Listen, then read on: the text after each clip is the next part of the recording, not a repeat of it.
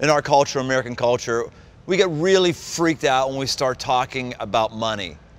Like really freaked out, so much so that we don't want to talk about it at all, and so much so that if you're here with us right now, we're talking about money, and you're still with us, man, welcome to the 1%, because 99% of everybody just doesn't want to have any conversation about it at all. But here's the thing, you know that nothing in your life, in my life, in our life, gets done without money.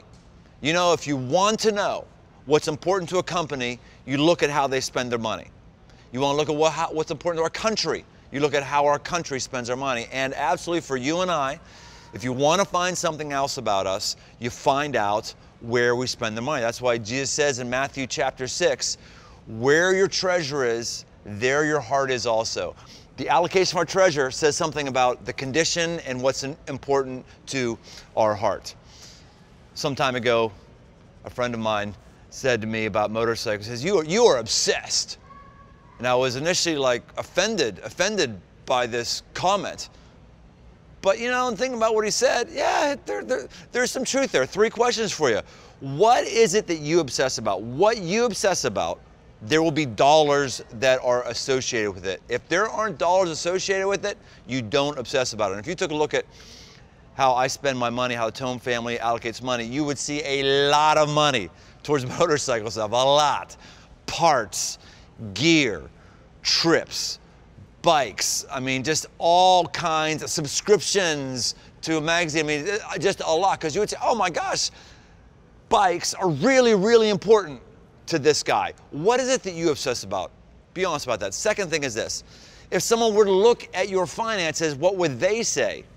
We oftentimes like to think that our view of reality is real. Oftentimes it's not.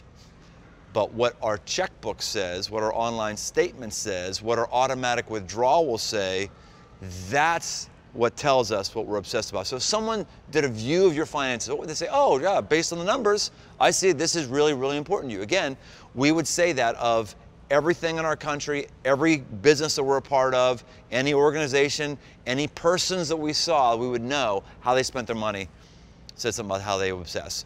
And 3, are you encouraged or are you bothered by what the answers to these first 2 questions are? This is not about telling you what you should or should not obsess about. This right now is about us recognizing, I just want to know the cards in the hand that I'm dealt. I just want to know where I'm going. So that's where we are in the journey. Keep your head down and enjoy the exercises.